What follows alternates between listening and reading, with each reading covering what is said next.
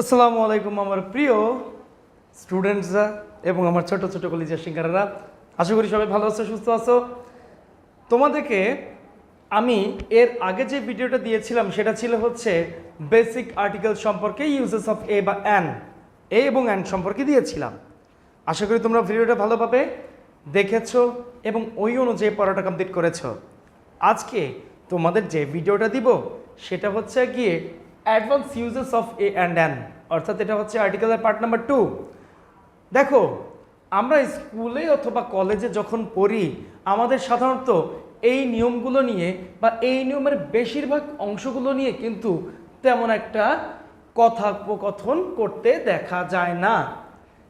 সেই নিয়মগুলোই আজকে আমি তোমাদেরকে দেখাবো, যেইটা আসলেই কোনো ডিসকাশন হয় না বা যেটা নিয়ে কোনো ডিসকাশন হয় না ওইভাবে, কিন্তু নিয়মগুলো আসে। এমন নিয়মগুলো নিয়েই আজকে আমার এই ভিডিওটা। ম্যাক্সিমাম এরকম থাকবে, মিনিমাম হয়তোবা যেগুলো টিচার ডিসকাশন করে তোমাদের সাথে সেটা থাকবে। তো চলো শুরু করা যাক। প্রথম নিয়ম, রুল নাম্বার 1, যদি গ্যাপের পরে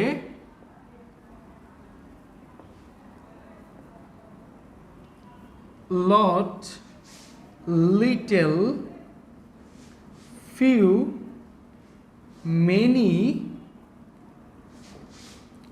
great many,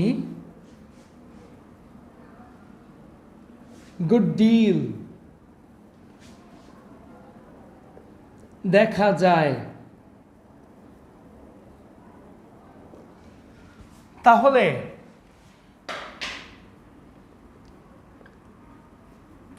গ্যাপে এ বসে। যদি গ্যাপের পরে lot, little, few, many, great many, good deal ইত্যাদি দেখা যায়, তাহলে কিন্তু তোমাকে কি করতে হবে? তাহলে অবশ্যই গ্যাপে তোমাকে এ বসাতে হবে। যেমনটা দেখো এখানে আমি লিখলাম লিভড, সে বসবাস করতেন dash great many years.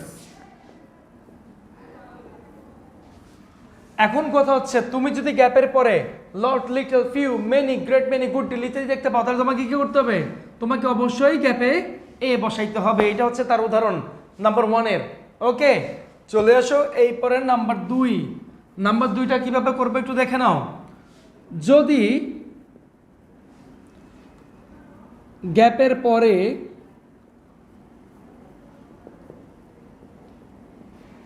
One বোঝায়, ওয়ান বলতে আমি বোঝাচ্ছি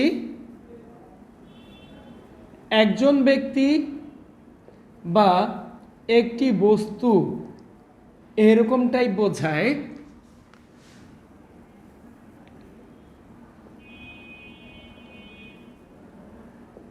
বোঝালে গ্যাপে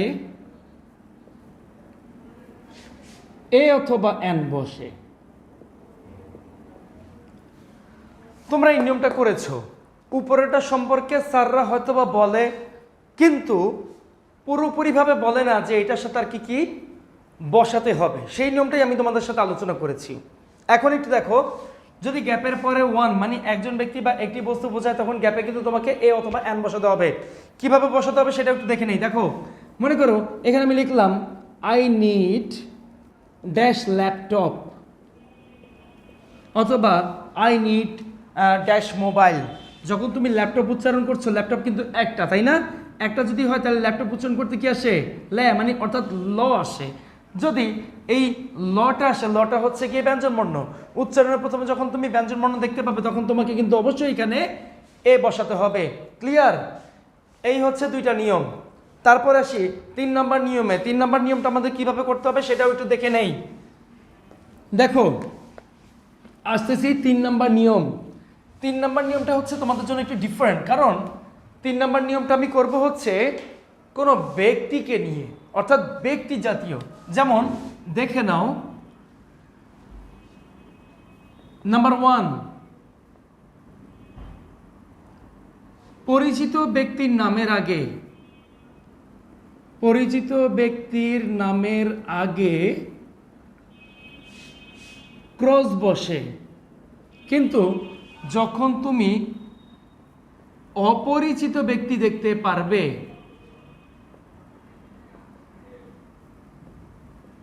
তখন সেই অপরিচিত ব্যক্তির নামের আগে তোমাকে এ অথবা অ্যান বসাতে হবে। কেন বলতেছি? প্রত্যেকটা জিনিসেরই প্রমাণ পাবে।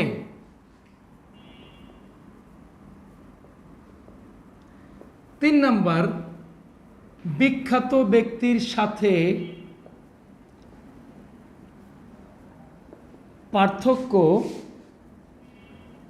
বা তুলনা করা বোঝালে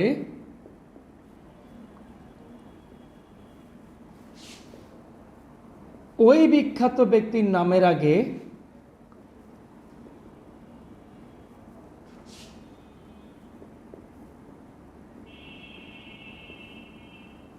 এ অথবা অ্যান বসে। এখন এইখানে লিখলাম একই সেন্টেন্সে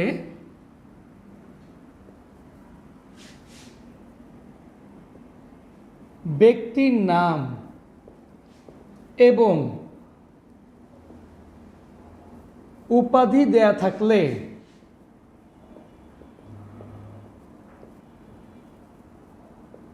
ব্যক্তির নামের আগে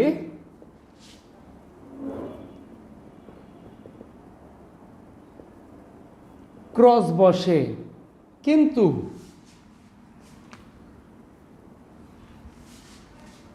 কিন্তু উপাধির নামের আগে দা বসে।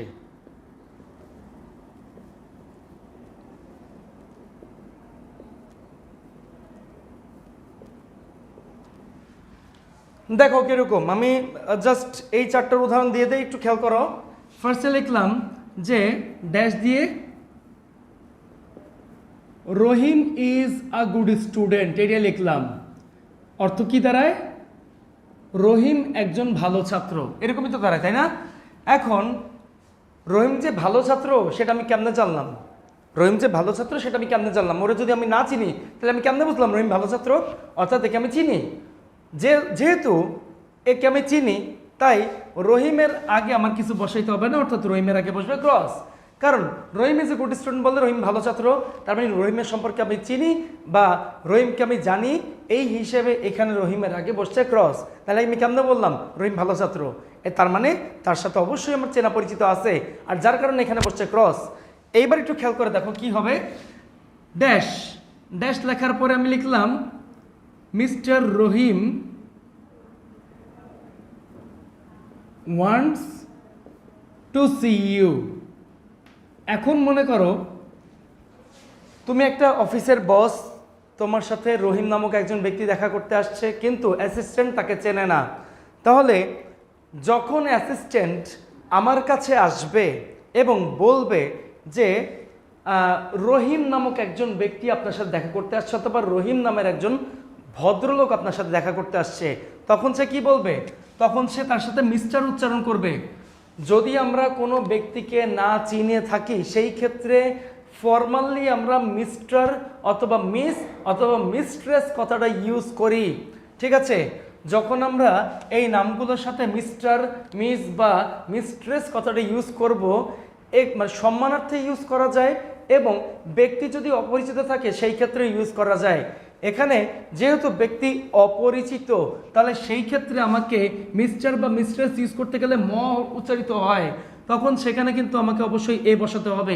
এর অর্থটা দাঁড়ায় যে জনাব আর কি বা রহিম নামের একজন ভদ্রলোক আপনার সাথে দেখা করতে চায়। ক্লিয়ার? এরপরে আসো, লেখা আছে বিখ্যাত ব্যক্তির সাথে পার্থক্য বা তুলনা করা বোঝালে ওই বিখ্যাত ব্যক্তির নামের আগে তোমাকে বসাতে হবে এ অথবা অ্যান।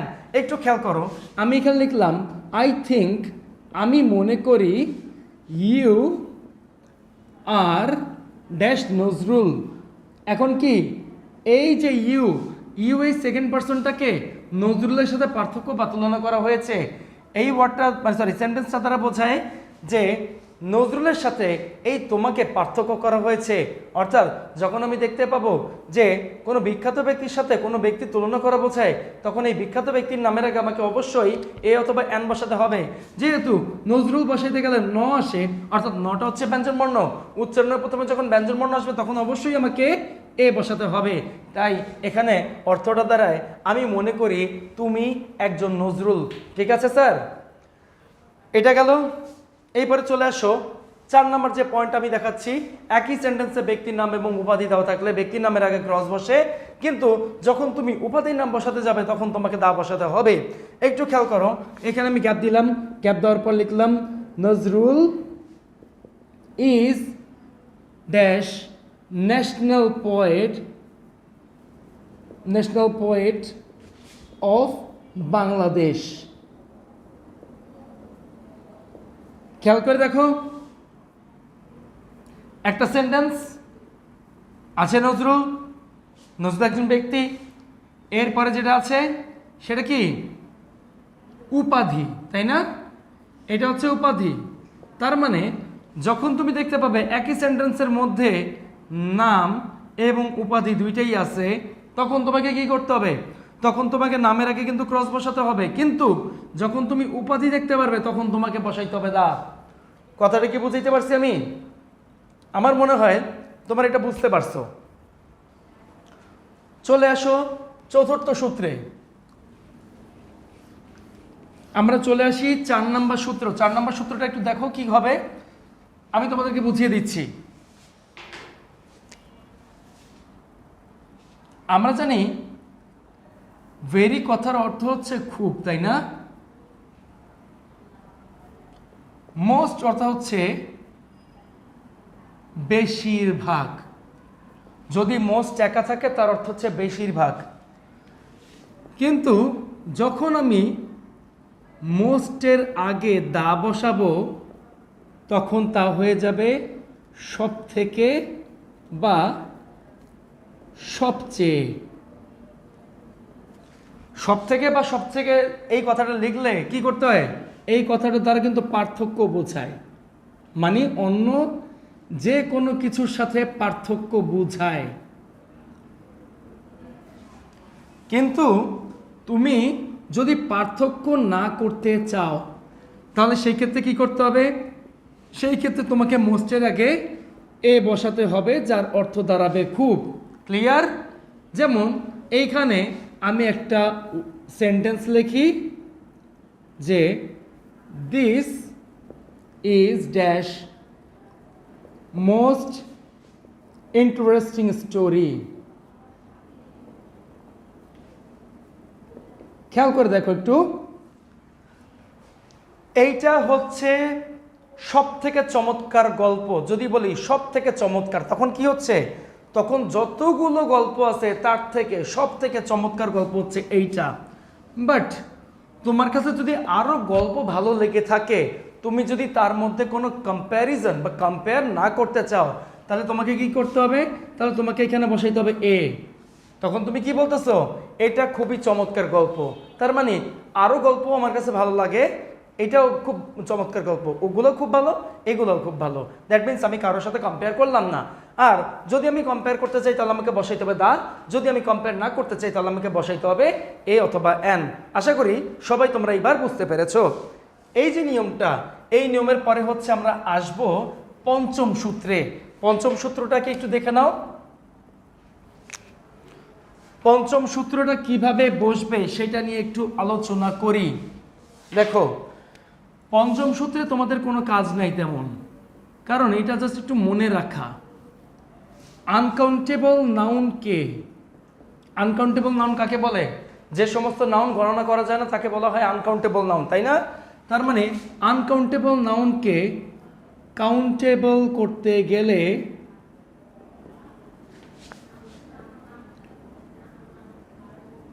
এ অথবা এন এর সমন্বয়ে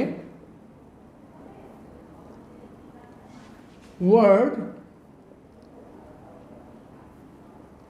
অথবা ফ্রেজ গঠিত হয়।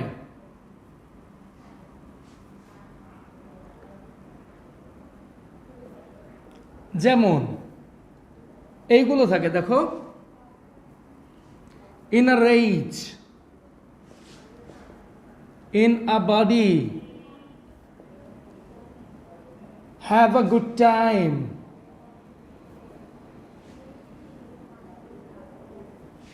তারপরে হ্যাভ আ ব্যাড টাইম, তারপরে ইন আ ডেঞ্জারাস সিচুয়েশন,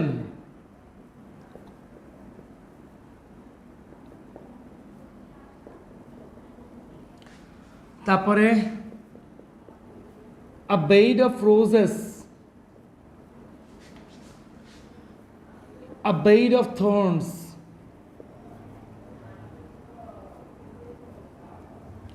তারপরে আ ব্ল্যাক শিপ ইত্যাদি। অর্থাৎ যখনই তুমি কোনো আনকাউন্টেবল নাম দেখতে পাবে, সেটাকে যখন তুমি কাউন্টেবল করতে যাবে তখন তোমাকে কিন্তু কি করতে হবে, এ এন এর সমন্বয়ে কিছু ওয়ার্ড বা ফ্রেজ গঠিত করতে হবে। সেগুলো হচ্ছে এইগুলো। ক্লিয়ার? এগুলো নিয়ে মনে হয় না কারো কোনো সমস্যা আছে? এইবার চলে আসো পরবর্তী নিয়মে। সেটা কিভাবে করব সেটাও একটু দেখাই দিই। 6 নম্বর নিয়ম দেখো, যদি সাবজেক্ট এবং লিঙ্ক ইন ভার্ব এর পরে টু অথবা সো অ্যাডজেক্টিভ দেখা যায়, তাহলে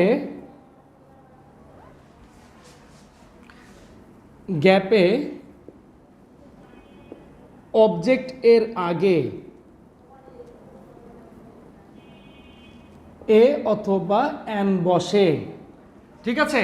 কিভাবে বসে একটু খেয়াল করে দেখো। যেমন এইখানে লিখলাম he is too good dash student. এটার অর্থ কি তারা জানো? এটার অ্যাকচুয়ালি অর্থ দ্বারা হচ্ছে সে খুব ভালো একজন ছাত্র। আমরা বাংলায় বললে কিন্তু এইভাবে বলি, সে খুব ভালো একজন ছাত্র, অথবা সে খুব ভালো একজন ছাত্রী, অথবা সে খুব মেধাবী একজন ছাত্র, এইভাবে বলি। এই কথাটার অ্যাকচুয়াল উত্তর কিন্তু এইভাবে, he is too good a student, she is too good a student, he is too brilliant a student. আমরা টি ডাবল টু এই জায়গায় সো কিন্তু ইউজ করতে পারি, কিন্তু এইটা যখন আমরা ট্রান্সলেট করতে যাই তখন আমরা এইভাবে বলি, he is a very good student. একটা কথা সবসময় মাথায় রাখবা, যখন তুমি এইভাবে ইউজ করতে যাবা তাহলে তোমাকে সেইভাবে কি করতে হবে। অ্যাকচুয়ালি এই নিচেরটা যেটা অর্থ বা ট্রান্সলেশন, সেটা কি হবে, সে একজন খুব ভালো ছাত্র।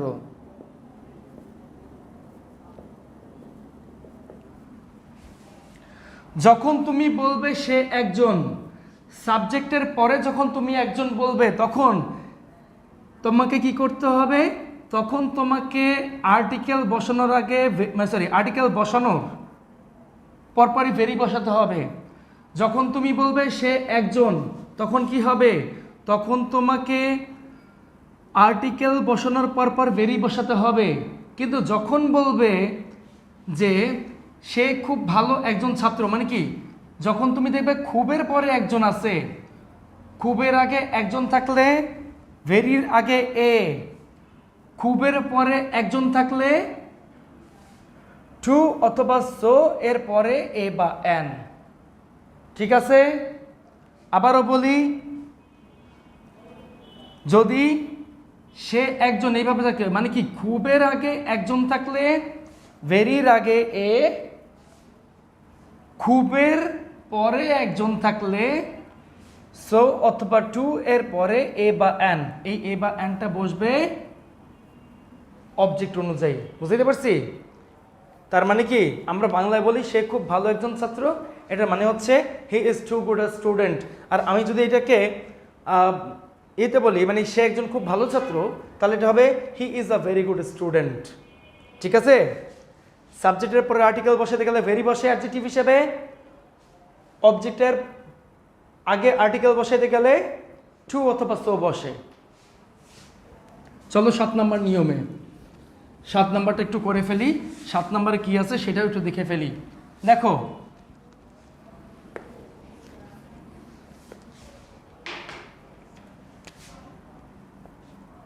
যদি গ্যাপের পরে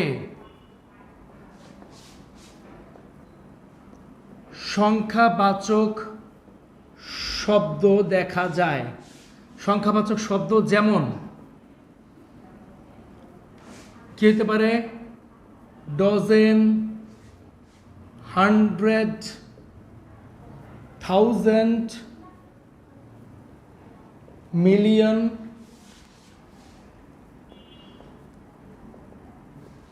বিলিয়নও হইতে পারে, স্কোর, কাপল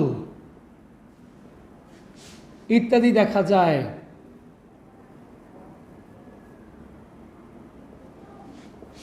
তাহলে গ্যাপে এ অথবা এন বসে। ক্লিয়ার? দেখো, যদি গ্যাপের পরে সংখ্যাবাচক শব্দ, সংখ্যাবাচক শব্দগুলো এমন 12টায় 1 ডজন, 100 হইলেই 100, 1000 হইলেই 1000, 10 লাখে মিলিয়ন, 1 মিলিয়ন, বিলিয়ন তো জানোই, স্কোর আছে, কাপল আছে ইত্যাদি যদি তুমি দেখতে পাও, তাহলে তোমাকে বসাইতে হবে এ বা এন। তার মানে কি, এক সংখ্যার উপরে একটা আরেকটা সংখ্যা, এটাই হইলে হচ্ছে গিয়ে সংখ্যাবাচক শব্দ। যেমন আমি যদি এখানে লিখি যে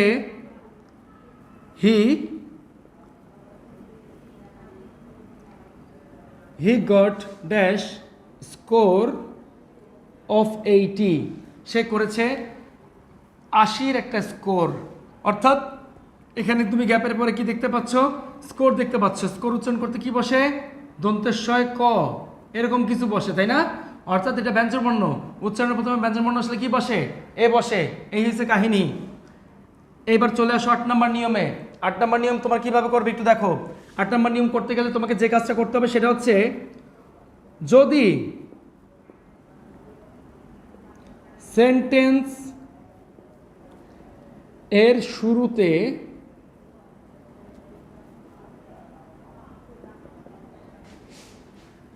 fractions, what is the meaning of fraction, ভগ্নাংশকে প্লাস প্রিপোজিশন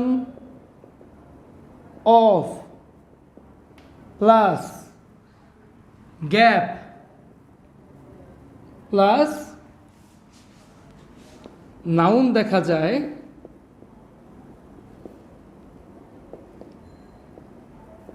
তাহলে গ্যাপে এ অথবা এন বসে। ফ্র্যাকশন মিন্স ভগ্নাংশ, 2/3, তারপরে 1/5, 2/3, 2/3, 1/5, 1/5 এরকম আছে, তাই না? এগুলোকে বলা হয় ভগ্নাংশ। আমি যদি এখানে এইভাবে লিখি, দেখো 2/3 অফ ড্যাশ পন্ড, 2/3 আছে, তাই না? 2/3 কিভাবে, 2/3 ইজ এ 2/3, তাই না? 2/3 হচ্ছে একটা ভগ্নাংশ। তারপরে আছে কি, প্রিপোজিশন। এই প্রিপোজিশনের পরে গ্যাপ, গ্যাপের পরে কি আছে, পন্ড, পন্ড তো পুকুর, পুকুর হচ্ছে একটা নাউন। যখন ওই পন্ড উচ্চারণ করতে চাই তখন শুরুতে আসে প, উচ্চারণের প্রথমে যদি স্বরবর্ণ দেখা যায় তাহলে বসে এন, ব্যঞ্জনবর্ণ দেখা গেলে এ। যেহেতু এখানে প আছে তাই হয়ে যাবে এখানে এ, কারণ প হচ্ছে একটা ব্যঞ্জনবর্ণ। আমরা ক্লিয়ার? তো এই হচ্ছে 7 এবং 8 নম্বর নিয়ম। চলে আসো এবার 9 নম্বর নিয়মে। 9 নম্বর নিয়মটা কিভাবে করতে হবে সেটা একটু দেখে নেই। দেখো, 9 নম্বর নিয়ম,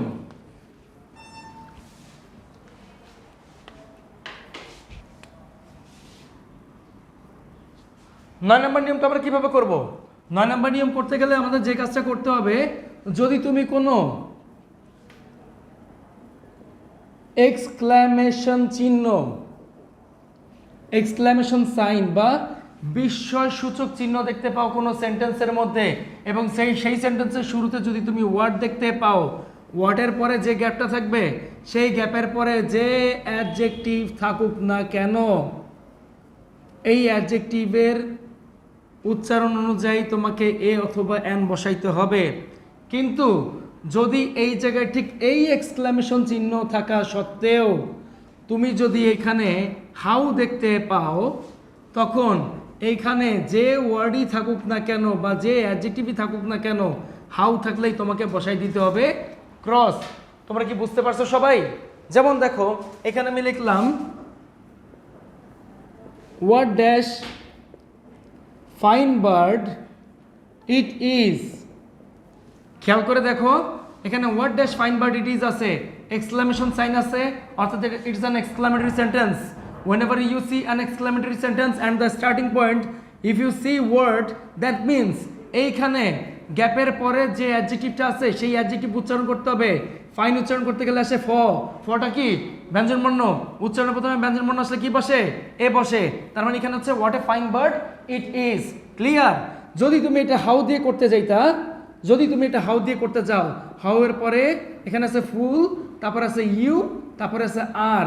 এখন দেখো যদি কোনো এক্সক্লামেশন সাইনযুক্ত সেন্টেন্সে প্রথমে যদি আমি দেখতে পাই হাউ, অর্থাৎ এইখানে হাউ থাকা মানেই গ্যাপে ক্রস বসা, আর কিচ্ছু বসাইতে হবে না। কারণ হোয়াট অর্থ কি দাঁড়ায় আর হাউ অর্থ কেমন দাঁড়ায়। কেমন বলতে এটা কতটুকু পরিমাণে তার কোনো নির্দিষ্টতা নাই, আর নির্দিষ্টতা না থাকার কারণে এখানে বসছে ক্রস। কথা কি বুঝাইতে পারছি? দেখো এই পরেরটাতে আসি।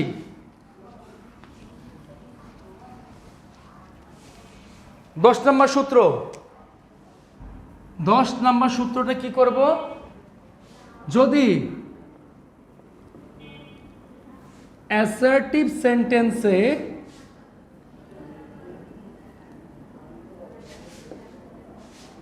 গ্যাপের আগে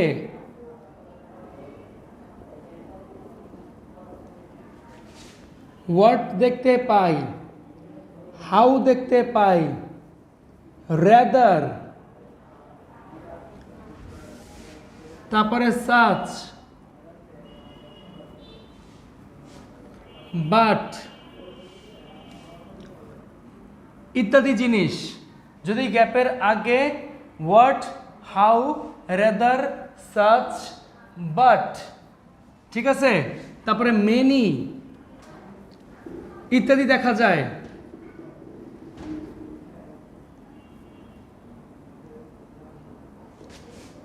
তাহলে গ্যাপে এ অথবা এন বসবে। কিভাবে এ অথবা এন বসে? গ্যাপের পরে যে ওয়ার্ডটা থাকবে সেই ওয়ার্ড অনুযায়ী এ বা এন বসে। তারপর দেখো লিখলাম এখানে নোবডি ক্যান টলারেট সাচ, দিলাম ড্যাশ ইনসাল্ট। ঠিক আছে, nobody can tolerate such dash insult. এখন দেখো যদি তুমি গ্যাপের আগে সাচ দেখতে পাও এবং গ্যাপের পরে যে ওয়ার্ডটা থাকবে সেই ওয়ার্ডটা কি আছে? ইন। এখন এই ওয়ার্ডটার উপর ভিত্তি করে এখানে তোমাকে বসাইতে হবে এ বা এন। অর্থাৎ গ্যাপের আগে যদি what, how, rather, such, but, many ইত্যাদি দেখা যায়, তাহলে গ্যাপের পরে যেই ওয়ার্ডটা থাকবে সেই ওয়ার্ডের উপর এখানে এ বা এন বসবে। অর্থাৎ ইনসাল্ট কথা যখন আমি বলতে যাই তখন কি আসে? তখন আসে ইন, মানে রস্বই। উচ্চারণের প্রথমে সর্বর্ণ থাকলে তোমাকে কি বসাইতে হবে? এন বসাইতে হবে। ব্যঞ্জনবর্ণ থাকলে কিন্তু তুমি এখানে এ বসাইতা। ক্লিয়ার? এখন আমরা যাচ্ছি পরবর্তী সূত্রে, এবং অ্যাডভান্স ইউজেস অফ এ এবং এন এর এটাই হচ্ছে লাস্ট সূত্র। খেয়াল করে দেখো এই সূত্রটা আমাদের কিভাবে করতে হবে। এই নাও 11 নম্বর সূত্রে আসি। এই যে 11 কিভাবে করব দেখো, অ্যাব্রেভিয়েটেড ওয়ার্ড, অ্যাব্রেভিয়েটেড ওয়ার্ড যার মানে হচ্ছে শব্দ সংক্ষেপ। কতগুলো ওয়ার্ড একত্রিত হওয়ার পরে, কতগুলো ওয়ার্ড একত্রিত হওয়ার পরে, সেটা হোক পদবী, সেটা হোক কোনো ডিগ্রি, সেটা হোক কোনো দেশের নাম, একত্রিত হওয়ার পরে কানেক্টরস এবং প্রিপোজিশন বাদ দিয়ে ওই ওয়ার্ডগুলোর ফার্স্ট লেটারগুলোকে নিয়ে যে ওয়ার্ড তৈরি করা হয় তাকে বলা হয় অ্যাব্রিভিয়েটেড ওয়ার্ড। যেমন দেখো, আমি যদি বলি মাস্টার্স অফ আর্টস, তখন কি আছে? প্রিপোজিশন বাদ যাবে, কারণ এই ধরনের ওয়ার্ডের ক্ষেত্রে প্রিপোজিশন বাদ যায়। যে দুইটা ওয়ার্ড আছে সেই দুইটা ওয়ার্ডের ক্যাপিটাল লেটারটা নিয়ে নিব। ক্যাপিটাল লেটার কি আছে? এই জায়গায় আছে এম, এই জায়গায় আছে এ, সংক্ষেপে হয়ে গেল মাস্টার্স অফ আর্টস। তুমি যদি এখন লেখো মেম্বার অফ পার্লামেন্ট, তখন কি আসে দেখো, এইখানে প্রিপোজিশন অফ বাদ যাবে, বাদ গিয়ে এখানে মেম্বারের এম আসবে, পার্লামেন্টের পি আসবে, তখন কি হয়ে যাবে? এমপি। এখন যদি আমি এইটা দিয়ে কোনো ওয়ার্ড বানাই, he is dash M A, ব্যক্তি কয়জন? একজন। এম এ করবে কয়জন? একজন। হি ইজ ড্যাশ এমপি, এখানে ব্যক্তি কয়জন? একজন। এমপি হবে কয়জন? একজন। তুমি যখন এম এ কথাটা উচ্চারণ করো তখন আসে এম, উচ্চারণের প্রথমে কি আসে? স্বরবর্ণ আসে, তাই এখানে বসবে এন। তুমি যখন এখানে এমপি বলো সেখানে উচ্চারণে কি আসে? এম, অর্থাৎ এইখানে তাহলে কি আসে? স্বরবর্ণ আসে, অর্থাৎ এখানে হয়ে যাবে এন। কিন্তু দেশের নামের ক্ষেত্রে সবসময় তোমাকে দা বসাইতে হবে। দেশের নাম যদি USA, United states of America থাকলে সেখানে বসবে দা।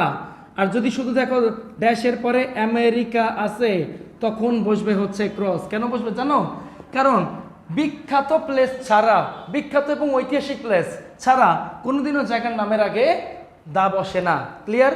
বিখ্যাত এবং ঐতিহাসিক প্লেস ছাড়া এর ক্ষেত্রে তোমাকে কোনোদিনও দা বসাইতে পারবা না।